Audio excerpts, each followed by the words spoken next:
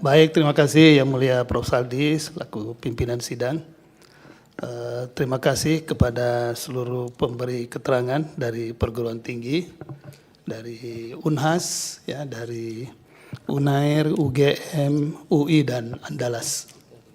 Terima kasih atas keterangan yang telah disampaikan. Ada beberapa hal yang saya masih perlu dalami, ya, dalam kaitannya dengan keterangan-keterangan tadi yang telah diberikan. Yang pertama, ini tadi dari Unhas, ya, tapi ini juga saya berharap juga nanti pertanyaan yang pertama ini juga berlaku untuk seluruh perguruan tinggi yang tadi memberikan keterangan. Ini disebutkan bahwa kalau saya menangkap, ya, ini kesamaan dari seluruh perguruan tinggi PTNBH ini sepertinya sudah di atas dari UMK di kota masing-masing. Apakah itu di Makassar kalau Unhas, apakah itu di Surabaya kalau UNER, ya, Jogja kalau UGM, Depok ya UI, dan Padang kalau Andalas. Semuanya saya melihat ini, ya, apa yang disampaikan tadi khusus untuk khusus untuk dosen atau tenaga pendidik yang non PNS, ya, tenaga pendidik non PNS, lebih khusus lagi yang tidak tetap, karena ini non PNS ini ada tetap, ada tidak tetap. Nah, kalau PNS-nya saya kira tidak ada masalah karena memang diatur oleh peraturan perundang-undangan. Tapi kalau ini yang dosen yang non PNS, baik yang tetap maupun yang tidak tetap, nah ini kan rekrutmen dari perguruan tinggi masing-masing yang disebut sebagai dosen universitas, kan gitu. Nah, dalam kaitan ini, ya, yang pertama adalah kalau kita lihat angkanya, ya, dari tadi meskipun ini tidak secara konkret semua, tapi saya menangkap angkanya dari tahun ke tahun ada peningkatan. Ya, tetapi yang pertanyaan saya di sini adalah berapa? Kalau ambil contoh, saya ambil contoh aja, ya. Yang pertama tadi dari Unhas, tapi ini berlaku untuk perguruan tinggi yang lain. Unhas tadi mengatakan 45% dari alokasi hak keuangan PNS dan non PNS, ya, baik tetap maupun tidak tetap ini, itu dianggarkan sebesar anggaran Unhas sebesar 1,9 triliun, ya, itu 45%-nya dia alokasikan untuk pembayaran gaji, ya, tunjangan, ya, hak keuangan dari dosen dan pegawai di Universitas Hasanuddin. Nah, ini juga berlaku mungkin juga di perguruan tinggi yang lain. Yang pertanyaan saya di sini adalah dari jumlah tersebut yang dialokasikan tadi untuk pegawai ini, untuk dosen ini, berapa persen itu yang bersumber dari, nah ini mungkin ada datanya enggak semua nih perguruan tinggi, berapa persen yang bersumber dari perolehan dari UKT. Jadi uang kuliah tunggal ini yang atau kewajiban finansial dari mahasiswa, ya, yang dipungut dari mahasiswa ini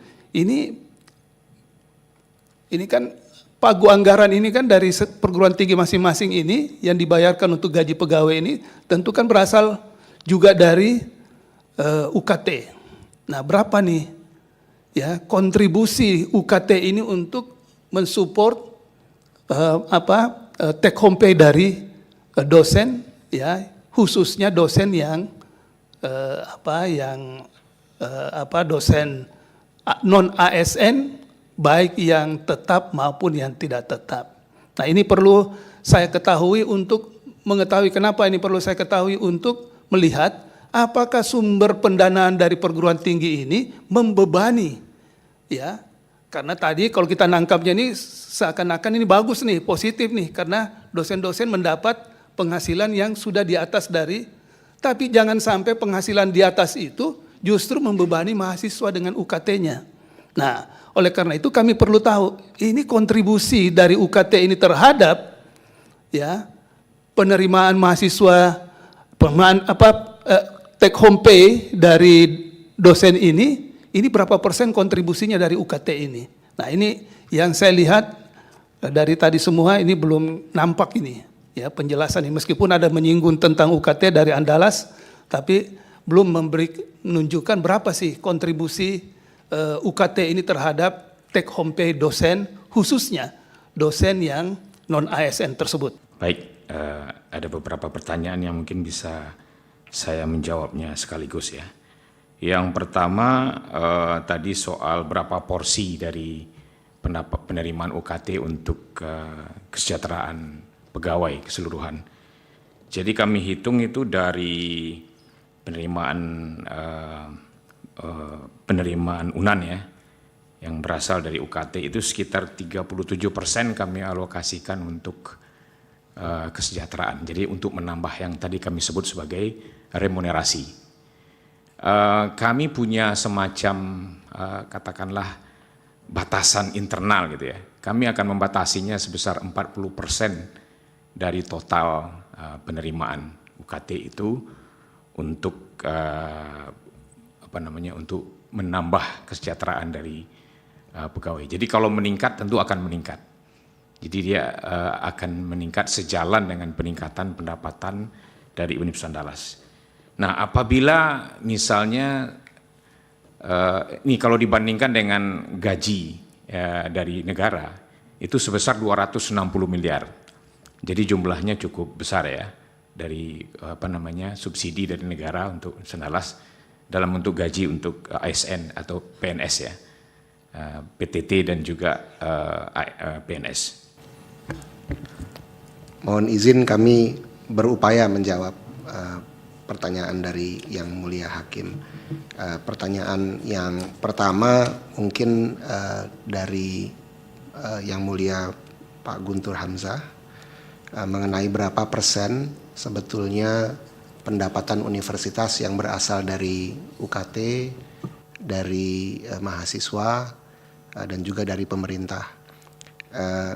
Ini angkanya agak sulit dijelaskan karena cukup kompleks, tapi kalau kami sederhanakan menjadi 3 sumber Yang Mulia, yaitu pendapatan biaya pendidikan, artinya seluruh pendapatan dari UKT dan juga IP di tahun 2024 itu senilai 1,4 T dan di tahun 2025 sekitar 1,6 T, sekitar 43% dari pendapatan Universitas Indonesia.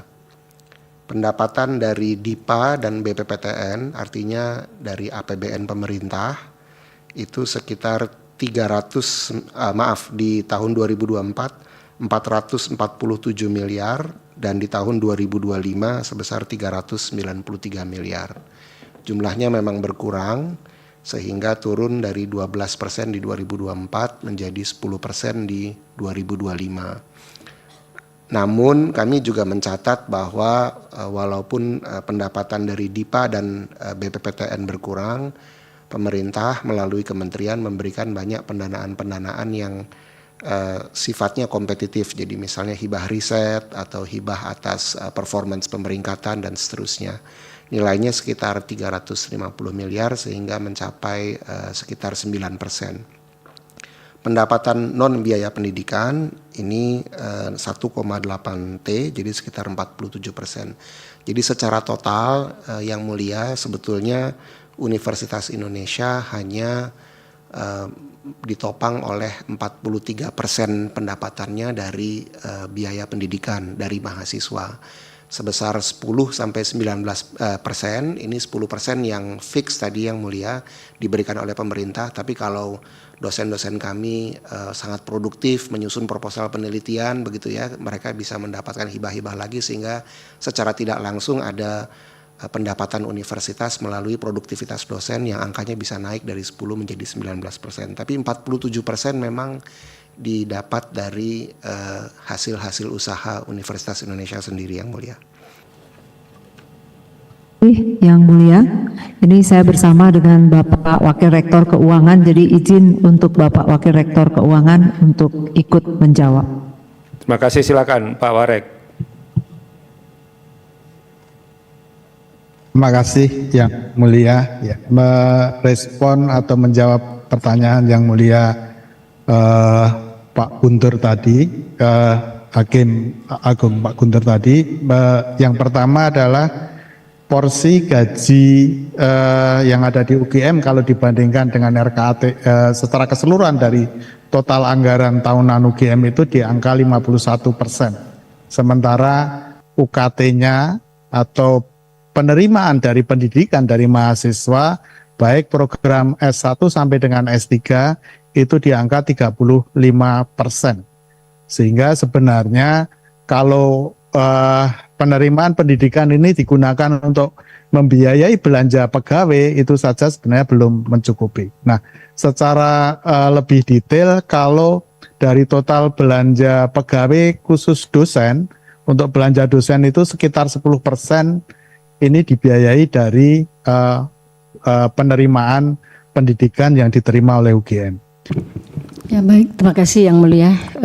Tadi menjawab pertanyaan Yang Mulia Prof. Guntur.